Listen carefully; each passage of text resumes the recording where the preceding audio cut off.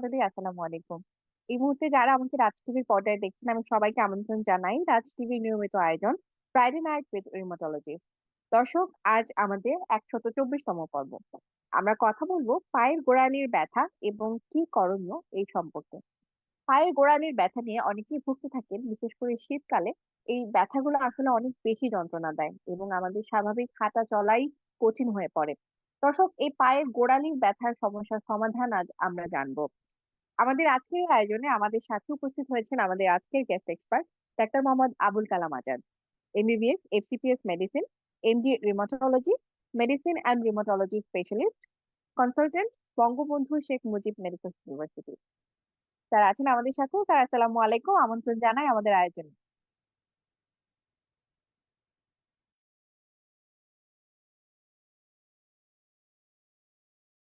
শুধু দর্শক মন্ডলী, আমরা অপেক্ষায় থাকবো স্যারের জন্য, ইন্টারনেট সংযোগের গোলাযোগের জন্য। স্যার এই মুহূর্তে আমাদের সাথে নেই।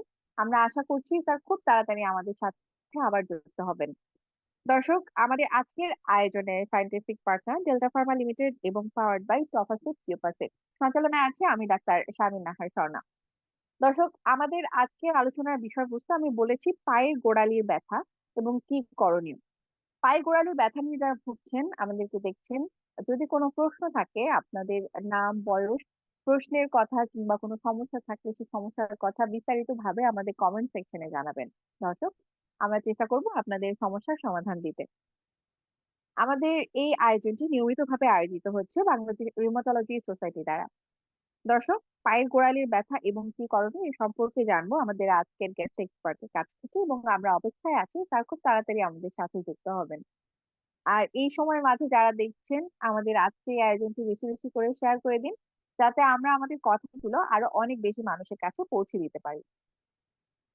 দর্শক, পায়ের গোড়ালির ব্যথা নিয়ে আমাদের কিন্তু যারা আছেন তারা অনেক বেশি ভোগেন। আসলে যারা আমাদের দেখছেন, আমি নিশ্চিত তাদের মাঝেও অনেকে আছেন এই সমস্যা নিয়ে ভুগছেন। এবং এই গোড়ালির ব্যথা পেছনে কিন্তু আসলে অনেক রকম কারণ থাকতে পারে। আমরা কিছু কমন কারণগুলো নিয়ে কথা বলবো, এবং সেক্ষেত্রে কি করলে আসলে এই সমস্যাগুলো থেকে পরিত্রাণ পাওয়া যাবে সে বিষয়ে একটু জেনে নেওয়ার চেষ্টা করব। আমরা অপেক্ষায় আছি ডাক্তার মোহাম্মদ আবুল কালাম আজাদ স্যার আমাদের সাথে যুক্ত হবেন, সে কারণে আমি দেখতে পাচ্ছি অনেকেই আছেন আমাদের সাথে যুক্ত। দর্শক, বেশি বেশি করে আমাদের আজকের আয়োজনটি শেয়ার করে দিন, যাতে আমরা আমাদের কথাগুলো আরো অনেক বেশি মানুষের কাছে পৌঁছে দিতে পারি। আমি দেখতে পাচ্ছি আমাদের সাথে আছেন অনেক দর্শক, এবং একটি প্রশ্ন চলে এসেছে। দর্শক, আমরা অপেক্ষায় আছি আমাদের আজকের গেস্ট এক্সপার্টের জন্য। তিনি আমাদের সাথে যুক্ত ছিলেন ইন্টারনেট সংযোগের গোলাযোগের জন্য। তিনি তার সংযোগটি বিচ্ছিন্ন হয়ে যায়। আমরা অপেক্ষায় আছি, তার খুব তাড়াতাড়ি আমাদের সাথে আবার যুক্ত হবেন। দর্শক, আমাদের সাথেই থাকুন।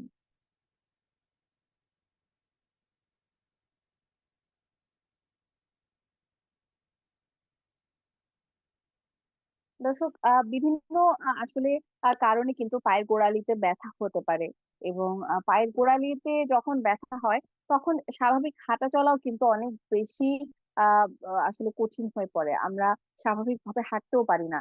সুতরাং এই ক্ষেত্রে আসলে কি করণীয় এই সম্পর্কে কিন্তু আমরা অনেকেই জানতে চাই। বিশেষ করে পায়ের গোড়ালির ব্যথার পেছনে অনেক রকম কারণ থাকতে পারে। আমরা সেই কারণগুলোর মাঝে যে কারণগুলো কমন, সেই কারণগুলোই জেনে নেওয়ার চেষ্টা করব। দর্শক, আমরা অপেক্ষায় আছি ডাক্তার মোহাম্মদ আবুল কালাম আজাদ স্যারের জন্য।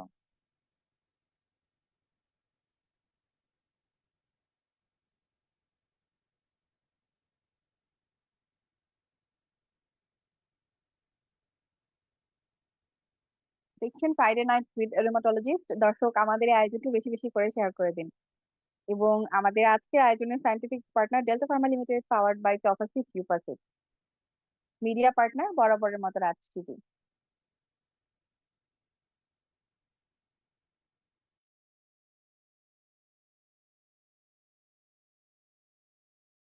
দর্শক, পায়ের গোড়ালির ব্যথা নিয়ে যাদের সমস্যা আছেন, সমস্যায় আক্রান্ত আছেন, তারা আমাদের মন্তব্য সেকশনে আপনাদের প্রশ্নগুলো কিন্তু করে রাখতে পারেন আমাদের সাথে।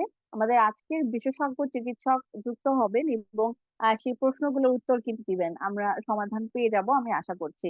যারা দেখছেন আমাদের আয়োজনটি, দর্শক কোনো প্রশ্ন থাকলে মন্তব্য সেকশনে প্রশ্নগুলো করতে পারেন দর্শক।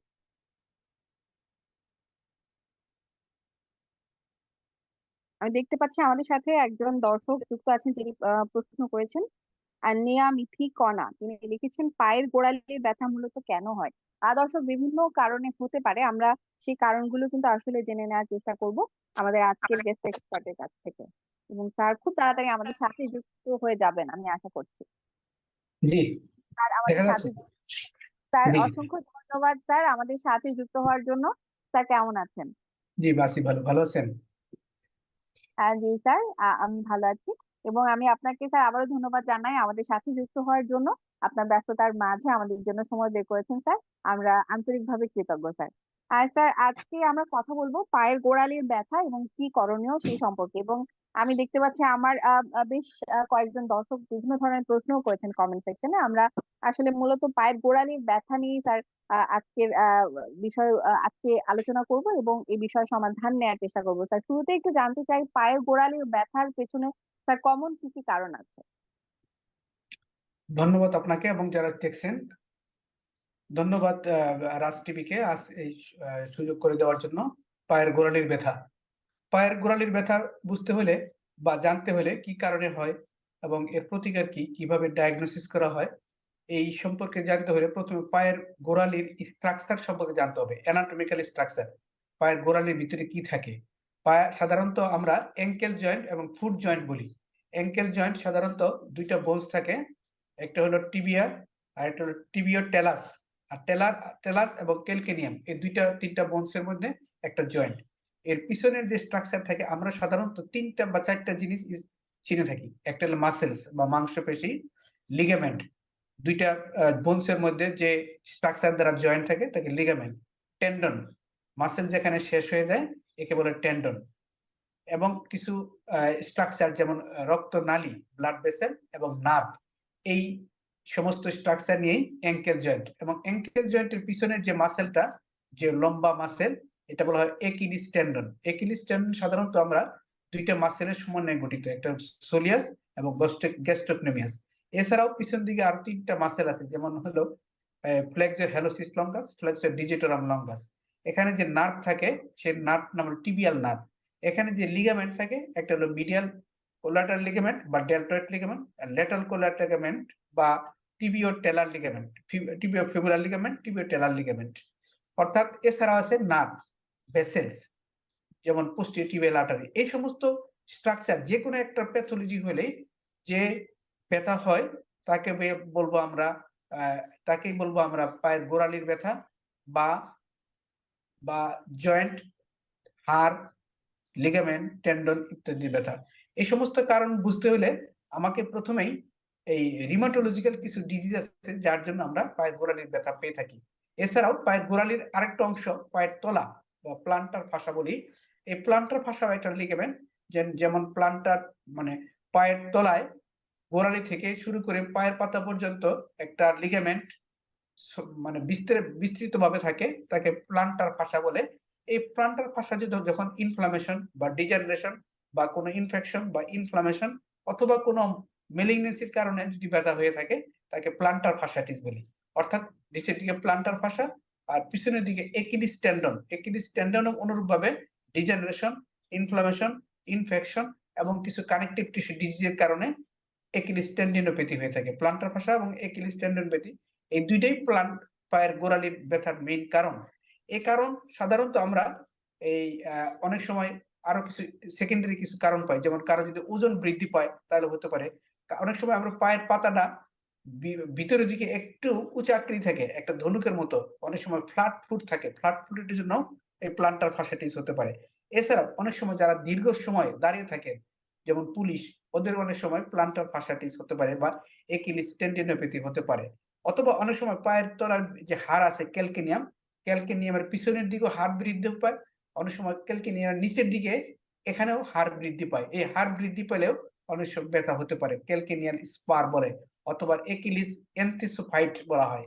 অর্থাৎ প্লান্টার ফাসা বা একিলিস টেন্ডন, এই সমস্ত কারণ জানতে হলে কিছু বাতের হিস্ট্রি নিতে হবে। যেমন আমরা যদি কারো স্পন্ডাইলো আর্থ্রাইটিস থাকে, কারো সার্কোইডোসিস থাকে, অথবা রিউমাটয়েড আর্থ্রাইটিস থাকে, অথবা অন্য কোনো কানেকটিভ টিস্যু ডিজিজ যার জন্য মাসেল, টেন্ডন, লিগামেন্ট, নার্ভ ইত্যাদি ইনভলভমেন্ট হতে পারে, এই সমস্ত কারণে আমরা প্লান্টার ফাসা বা একিলিস টেন্ডনোপ্যাথি হয়ে থাকে। সাধারণত আমরা যদি ডেফিনিশন বলি যে পায়ের তলায় পায়ের গোড়ালিতে যে সমস্ত কারণে ব্যথা হয়, এটি প্লান্টার ফাসা বা একিলিস টেন্ডনোপ্যাথি হয়ে থাকে বা একিলিস টেন্ডনোপ্যাথি বলা হয়ে থাকে। অসংখ্য ধন্যবাদ স্যার। আমরা অনেকগুলো কারণ সম্পর্কে জেনে নিলাম, পায়ের গোড়ালি ব্যথা কেন হচ্ছে সে ব্যাপারে স্যার আমাদের জানালেন। স্যার একটু জানতে চাই, এই যে বিভিন্ন ধরনের কারণ আমরা জেনে নিলাম, স্যার আসলে এক একজন মানুষ তো এক এক রকম অসুখে আক্রান্ত থাকে। স্যার পায়ের গোড়ালির ব্যথা নিয়ে যখন রোগীরা আসছেন, স্যার আপনি কাদের মাঝে এই পায়ের গোড়ালির সমস্যা বেশি দেখছেন স্যার? এই পায়ের গোড়ালির সমস্যা নিয়ে কোন গ্রুপের মানুষ বেশি আসছেন স্যার? ধন্যবাদ আপনাকে। সাধারণত পায়ের গোড়ালির ব্যথা যে কোনো বয়সে হতে পারে, কিন্তু মধ্য বয়সে 40-50 বা তার ঊর্ধ্ব বয়স যারা, তাদের ক্ষেত্রে এই প্লান্টার ফাসা বা একিলিস টেন্ডনোপ্যাথি বেশি হয়ে থাকে। পুরুষ মহিলা উভয়ের ক্ষেত্রে হয়ে থাকে, কিন্তু সাধারণত দেখা গেছে স্ট্যাটিস্টিক্যালি যে মেয়েদের ক্ষেত্রে এই প্লান্টার ফাসাইটিস বেশি হয়ে থাকে বা একিলিস টেন্ডনোপ্যাথি বেশি হয়ে থাকে। অর্থাৎ যাদের কানেকটিভ টিস্যু ডিজিজ বেশি হয় বা বা ওই স্পন্ডালোআর্থ্রাইটিস বা রিউমাটয়েড আর্থ্রাইটিস, এসিলি, এই সমস্ত রোগ যাদের বেশি হয়, তাদের ক্ষেত্রে প্লান্টার ফাসাইটিস বা একিলিস টেন্ডনোপ্যাথি ওনাদেরকে বেশি হয়। যে কোনো বয়সে হতে পারে। ধন্যবাদ স্যার। স্যার এই যে পায়ের গোড়ালির ব্যথা নিয়ে বিভিন্ন রোগীরা আসছেন এবং স্যার বলছিলেন মহিলারা বেশি আক্রান্ত হচ্ছেন এবং মোটামুটি 40-এর পরেই সমস্যাগুলো বেশি দেখা দিচ্ছে স্যার। একটা ওজনের কথা বললেন যে বাড়তি ওজনের কারণে এই পায়ের গোড়ালির ব্যথাটা হতে পারে স্যার। আর কি কোনো কারণ আছে এই যে বিভিন্ন ধরনের অসুখ নিয়ে আসলে পায়ের গোড়ালিতে ব্যথা হচ্ছে, এর পেছনের কি কোনো স্যার কারণ আছে রিউমেটিক অসুখগুলো ছাড়া স্যার? হ্যাঁ, ধন্যবাদ আপনাকে। আমি একটু আগে বলছি অবশ্য, যেমন ওভারওয়েট, ওবেসিটি যাদের বেশি, মরবিড ওবেসিটি, তাদের ক্ষেত্রে পায়ের গোড়ালিতে ব্যথা। এছাড়া যারা যে ম্যারাথন রানার বা অনেক সময় ড্যান্স, বিভিন্ন ধরনের ড্যান্স দেয়, ড্যান্সের ক্ষেত্রে যেমন বেলেট ড্যান্স, বিভিন্ন ধরনের ড্যান্স আছে, ড্যান্সের ক্ষেত্রে পা যখন প্রেসার পড়ে, তখন পায়ের যে টেলাস এবং ক্যালকেনিয়াম, এই দুইটার মাঝখানে অনেক সময় ব্যথা হয়। এবং প্লান্টার যে ফাসা আছে, এই প্লান্টার ফাসাটা অনেক সময় ইনফ্লাম বা ডিজেনারেশন হয়ে ব্যথা হতে পারে। অথবা একিলিস টেন্ডন অনেক সময় রাপচার হতে পারে, পার্সিয়াল রাপচার, ফুল রাপচার, অথবা যেমন গাউটি আর্থ্রাইটিস, অনেক সময় লিপিড বা এক ধরনের চর্বি ওই পায়ের গোড়ালিতে জমা হয়ে ব্যথা হতে পারে। অর্থাৎ রিমাটোলজিক্যাল ডিজিজ ছাড়াও বিভিন্ন কারণে পায়ের গোড়ালিতে ব্যথা হতে পারে। ধন্যবাদ স্যার।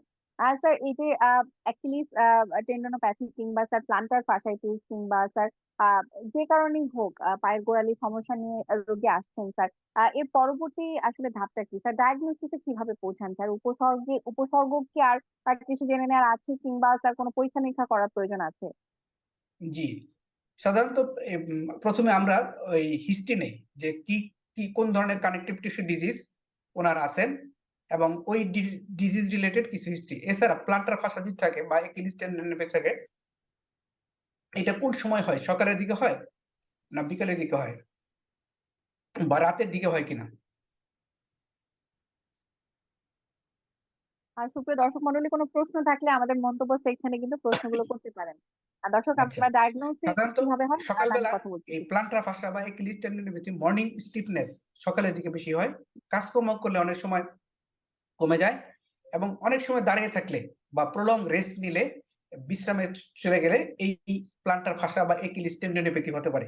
ডায়াগনোসিস করার জন্য আমরা শুধু যেমন যদি কারো লো ব্যাক পেইন এবং অন্যান্য লার্জ জয়েন্ট, বড় বড় গিরায় প্রদাহ অথবা ছোট ছোট গিরায় প্রদাহ, তার সঙ্গে প্লান্টার ফাসা বা একিলিস টেন্ডনোপ্যাথি, অথবা নি জয়েন্টে থাকে প্যাটেলার টেন্ডন, অথবা শোল্ডার জয়েন্টে থাকে বার্সা বা টেন্ডনোপ্যাথি, সুপ্রাস্পাইনালাস টেন্ডনোপ্যাথি, লাম্বার স্পাইনে ব্যথা থাকতে পারে। অর্থাৎ অন্যান্য গিরার সাথে যদি প্লান্টার ফাসা থাকে বা একিলিস টেন্ডনোপ্যাথি থাকে, ডিটেলস হিস্ট্রি নিতে হবে। এছাড়া কারো কারো এসিলি পেশেন্টের কারো কারো ক্ষেত্রে প্লান্টার ফাসা থাকতে পারে, রিউমাটয়েড আর্থ্রাইটিসও থাকতে পারে। এছাড়া স্পন্ডাইল আর্থ্রাইটিস আদার ভেরিয়েন্ট যেগুলো আছে, যেমন রিঅ্যাক্টিভ আর্থ্রাইটিস, সোরিয়াটিক আর্থ্রাইটিস, এই সমস্ত জায়গায়ও প্লান্টার ফাসা বা একিলিস টেন্ডনোপ্যাথি হতে পারে। ডিটেলস হিস্ট্রি নেওয়ার পরে আমরা অনেক সময় রিলেভেন্ট কিছু ইনভেস্টিগেশন করি, যেমন প্লান্টার ফাসা যদি স্পেসিফিক শুধু প্লান্টার ফাসার জন্য স্পেসিফিক কোনো টেস্ট নাই, কিন্তু আমরা আল্ট্রাসোনোগ্রাম বা এমআরআই করে প্লান্টার ফাসার থিকনেস দেখা হয়। সাধারণত প্লান্টার ফাসার থিকনেস অনেক সময় বেড়ে যায়, বেড়ে যাওয়ার কারণে আমরা আল্ট্রাসোনোগ্রাম করে বা এমআরআই করে আমরা প্লান্টার ফাসাটা ডায়াগনোসিস করতে পারি। এবং কোনো কারণ, কি কারণ হচ্ছে সেই কারণ ডায়াগনোসিস করতে হলে রিলেভেন্ট যে হিস্ট্রি এবং এক্সামিনেশন ফাইন্ডিং, তার সাথে কিছু ইনভেস্টিগেশন করা হয়। যেমন স্পন্ডাইল আর্থ্রোপ্যাথি যদি আমরা সাসপেক্ট করি, তাহলে আমরা একটা ব্যাক পেইন বা একটা হিস্ট্রি থাকবে, তার সঙ্গে এক্সরে পেলভিস, স্যাক্রোইলিয়াক জয়েন্টে একটু রেডিওলজিক্যাল চেঞ্জ থাকতে পারে, বা এমআরআই করেও আমরা অনেক সময় রেডিওলজিক্যাল চেঞ্জ পেতে পারি। এছাড়া HLB27 অনেক সময় হাই এসআর এবং সি রিঅ্যাক্টিভ প্রোটিন অনেক সময় বেশি থাকে। অর্থাৎ সি রিঅ্যাক্টিভ প্রোটিন বা হাই এসআর সাথে এক্সরে স্যাক্রোইলিয়ার আইলিয়াইটিস বা এমআরআই অথবা এক্সরে, তার সাথে যদি প্লান্টার ফাসা এবং অন্য জায়গার যে লিগামেন্ট বা টেন্ডনোপ্যাথি থাকে, এই রিলেভেন্ট হিস্ট্রি যদি থাকে, তাহলে আমরা ডায়াগনোসিস করতে পারবো যে শি ইজ সাফারিং ফ্রম স্পন্ডাইলোআর্থ্রাইটিস বা অন্য আর্থ্রাইটিস হতে পারে রিলেভেন্ট হিস্ট্রি অনুসারে। অর্থাৎ ডায়াগনোসিস করতে হলে আমাকে রিলেভেন্ট হিস্ট্রি, এক্সামিনেশন ফাইন্ডিং এবং কিছু ল্যাব ইনভেস্টিগেশনের সহযোগিতা নিতে পারি। অসংখ্য ধন্যবাদ স্যার। স্যার আমাদের বেশ কিছু প্রশ্ন এসেছে, আমি একটি প্রশ্নের উত্তর স্যার আপনার মাধ্যমে দর্শককে দিতে চাই। স্যার নজরুল ইসলাম নামে একজন দর্শক লিখেছেন, আসসালামু আলাইকুম, আমার নাম নজরুল ইসলাম, বয়স 40। আমি দীর্ঘদিন যাবৎ কোড়ালির ব্যথায় ভুগছি। 3-4 বছর আগে পিজি হাসপাতালে ইনজেকশন দিয়েছিলাম, এখনো অনেক ব্যথা, ইদানিং হাঁটতে গেলে খুব ব্যথা লাগে, আমার করণীয় কি বলবেন? জি, আপনার গোড়ালির ব্যথা মানে আগে প্রথমে জানতে হবে এটা কি একিলিস টেন্ডনের ব্যথা না প্লান্টার ভিজন মানে পায়ের তলায় ব্যথা না গোড়ালিতে ব্যথা। যদি গোড়ালিতে ব্যথা হয়ে থাকে, সেই গোড়ালির সাধারণত আমরা একিলিস টেন্ডনোপ্যাথি যদি হয়, আমরা এই ডায়াগনোসিস করার আগে টেন্ডনের ভিতরে যতটুকু সম্ভব ইনজেকশন অ্যাভয়েড করা। ইউজুয়ালি আমরা টেন্ডনের ভিতরে ইনজেকশন দেওয়া হয় না, কিন্তু এই টেন্ডনের বাইরে এবং ভিতরের দিকে একটা বার্সা থাকে, বাইরের দিকে রেট্রোক্যালকেনিয়ার বার্সা এবং রেট্রোএকিলিস বার্সা। আল্ট্রাসোনোগ্রাম বা এমআরআই করে দেখা যেতে পারে যে ওখানে কোনো বার্সা আছে কিনা। যদি বার্সা থাকে, সেই বার্সাতে চিকিৎসা করতে হয়। যেমন যদি রেট্রোক্যালকেনিয়ার বার্সা, ওই বার্সা স্পেসিফিক লোকেট করে আল্ট্রাসোনো গাইড করে বা এমআরআই গাইড করে ওখানে একটা ইনজেকশন দেওয়া যেতে পারে। তবু সাবধান থাকতে হবে যে কখনো যেন একিলিস টেন্ডনের ভিতরে এই ইনজেকশনটা না পড়ে।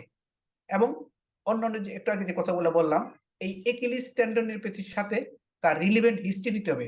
তার লো ব্যাক পেন আছে কিনা, ঘাড়ে ব্যথা আছে কিনা, অন্যান্য গিরায় ব্যথা আছে কিনা, আবার অন্যান্য জায়গায় টেন্ডনোপ্যাথি আছে কিনা। তার সঙ্গে কিছু টেস্ট, যেমন কিছুক্ষণ আগে বললাম, ইএসআর সিআরপি ইউজুয়ালি হাই থাকে, এবং এক্সরে অন্য জায়গায় এক্সরে করে দেখা যেতে পারে যে স্যাক্রোইলিটিস আছে কিনা বা অন্য কোনো জয়েন্ট ইনভলভমেন্ট আছে কিনা। তাহলে আমাদের ডায়াগনোসিস করতে সুবিধা হবে। এবং এই ক্ষেত্রে আমরা ডিজিজ মডিফাইং ড্রাগ, আমরা যে সমস্ত কনভেনশনাল ডিজিজ মডিফাইং ড্রাগ রিমাটোলজিক্যাল ডিজিজে ব্যবহার করি, এই একিলিস টেন্ডনোপ্যাথিতে সাধারণত এই কনভেনশনাল ডিএমআরডি যেমন সালফাসালাজিন, মেথোট্রেক্সেট, এই ওষুধগুলো ভালো কাজ করে না। এই ক্ষেত্রে আমরা সাধারণত বায়োলজিক্স যেমন টিএনএফ ব্লকার, যদি স্পন্ডাইল আর্থ্রাইটিস হয়, টিএনএফ ব্লকার আমরা এই ক্ষেত্রে চুজ করতে পারি। এবং এই টিএনএফ ব্লকারই একমাত্র চিকিৎসা। টিএনএফ ব্লকারের ভিতরে যেমন রয়েছে ইনফ্লিক্সিম্যাব, গলিমুম্যাব, ইটারনিসেপ্ট, অ্যাডানোভিম্যাব, যে কোনো একটা আমরা ব্যবহার করতে পারি। অর্থাৎ ব্যথানাশক ওষুধ সামান্য সময়ের জন্য, সাথে ডিজিজ মডিফাইং ড্রাগ, বায়োলজিক্স এই ক্ষেত্রে ব্যবহার করতে হবে। ধন্যবাদ। অসংখ্য যিনি ধন্যবাদ স্যার, প্রশ্ন এবং করছেন ধন্যবাদ আমাকে। দর্শক আপনার মূল্যবান প্রশ্নের জন্য। জি ধন্যবাদ। স্যার আমরা একটু প্লান্টার ফাসাইটিস নিয়ে কথা বলতে চাই। স্যার এই সমস্যা নিয়ে অনেকেই ভোগেন স্যার, আমার আশেপাশেও অনেকে আছেন আমার পরিচিত যারা এই সমস্যায় ভুগছেন স্যার। প্লান্টার ফাসাইটিস এই অসুখটির চিকিৎসাটা কিভাবে করা হয় স্যার? জি, প্লান্টার ফাসা ডায়াগনোসিস করার পরে চিকিৎসা সাধারণত দুই ধরনের হয়ে থাকে। একটা হলো নন ফার্মাকোলজিক্যাল চিকিৎসা, নাম্বার 2 হলো ফার্মাকোলজিক্যাল চিকিৎসা। নন ফার্মাকোলজিক্যাল চিকিৎসা যেমন যদি কারোর ওজন বেশি থাকে, ওজন তাকে অবশ্যই কমাইতে হবে। কারো যদি পায়ের তলা সমতল থাকে, অনেক সময় দীর্ঘ সময় যারা দাঁড়িয়ে থাকেন তারা দাঁড়িয়ে থাকাটা অ্যাভয়েড করবেন। অনেক সময় যারা লাফালাফি করেন এবং এই প্লান্টার ভাষায় তাদের ক্ষেত্রে লাফালাফি বা ড্যান্সিং এটা অ্যাভয়েড করতে হবে। এছাড়া যেমন কারো যদি স্পন্ডাইলো আর্থ্রাইটিস থাকে, এই ক্ষেত্রে যদি প্লান্টার ফাসাইটিস থাকে, তাহলে প্লান্টার ফাসাইটিসের জন্য ডিজিজ ব্যথানাশক ওষুধ অর্থাৎ ব্যথা নিরাময়ের ওষুধ, ব্যথানাশক ওষুধ আমরা যে কোনো একটা ব্যবহার করতে পারি রোগীর কন্ডিশন, রোগীর রেনাল স্ট্যাটাস মানে কিডনি স্ট্যাটাস, হার্টের স্ট্যাটাস, লিভারের স্ট্যাটাস দেখে আমরা যে কোনো একটা এনএসএইড বা ব্যথানাশক ওষুধ রোগীর জন্য চয়েস করতে পারি। তার সঙ্গে ডিজিজ মডিফাইং ড্রাগ, যেমন আমি একটু আগে বললাম টিএনএ ব্লকার, এই টিএনএ ব্লকারে যে কোনো একটা আমরা ব্যবহার করতে পারি। অর্থাৎ প্লান্টার ফাসা ডায়াগনোসিস কি কারণে হচ্ছে সেই কারণটা দূর করতে হবে, তার সঙ্গে নন ফার্মাকোলজিক্যাল চিকিৎসা যা আমি একটু আগে বললাম। এছাড়াও অনেক সময় পায়ের গোড়ালিতে বা তলে কনসোল ব্যবহার করা যেতে পারে, অথবা যারা শক্ত জুতা পরেন মেডিকেটেড শু বা ডাক্তারি শু অনেকে বলেন, এই শু ব্যবহার করতে পারেন। এছাড়া নন ফার্মাকোলজি আরো কিছু চিকিৎসা আছে, যেমন কিছু স্ট্রেচিং এক্সারসাইজ, স্ট্রেংথেনিং এক্সারসাইজ, এগুলো করা যেতে পারে। এছাড়াও অনেক সময় আল্ট্রা শর্ট থেরাপি দেওয়া যেতে পারে। অনেক সময় এই সমস্ত থেরাপি দেওয়ার ফলে যদি কাজ না করে, এই ক্ষেত্রে আমরা ওই প্লান্টার ফাসাটা রিলিজ করে বা সার্জিক্যাল প্রসিডিওর করা যেতে পারে। জি, অসংখ্য ধন্যবাদ স্যার। খুব চমৎকার ভাবে প্লান্টার ফাসাইটিস যাদের আছে তাদের সমাধান কিভাবে হতে পারে সে ব্যাপারে আমরা জেনে নিলাম, এবং দর্শক এটা মনে রাখতে হবে এই ক্ষেত্রে কিন্তু ফার্মাকোলজিক্যাল ট্রিটমেন্টের পাশাপাশি নন ফার্মাকোলজিক্যাল যে চিকিৎসাটা আছে, অর্থাৎ যে নিয়ম কানুন গুলো মেনে চলতে হয় সেগুলো কিন্তু আমাদের মেনে চলতে হবে, তাহলে আমরা ভালো থাকবো স্যার। এই যে পায়ের গোড়ালির ব্যথা নিয়ে কথা বলছি স্যার, বিভিন্ন কারণে এই সমস্যাটা হতে পারে স্যার। স্যার পায়ের গোড়ালি নিয়ে যদি কেউ চিকিৎসাটা সঠিকভাবে না করায়, পায়ের গোড়ালি ব্যথার চিকিৎসাটা সঠিকভাবে না করায় স্যার, সেক্ষেত্রে জটিলতা কি কি হওয়ার সম্ভাবনা থাকে স্যার?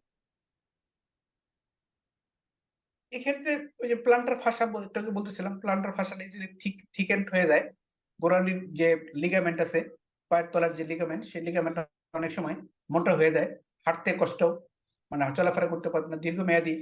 যেমন কোনো ডাক্তার যদি হাঁটতে বলে, উনি দেখে হাঁটতে গেলে কষ্ট হয়ে যাবে। এই ক্ষেত্রে এই সঠিকভাবে চিকিৎসা না করলে হাঁটা, চলাফেরা, দৌড়ানো এবং সামাজিক কাজকর্ম বা ব্যক্তিগত কাজকর্ম করতে অনেক সমস্যা হবে। অর্থাৎ এই ক্ষেত্রে যদি আমরা সঠিকভাবে চিকিৎসা না করি, তাহলে আমরা, যেমন প্লান্টার ফাসার কাজ হলো হাঁটায় সাহায্য করা, পা তোলা, নিচে নামানো এবং বিভিন্ন ধরনের ফরম্যাটে হাঁটা, এই হাঁটা চলাফেরা বিভিন্ন ধরনের সমস্যা দেখা দিবে।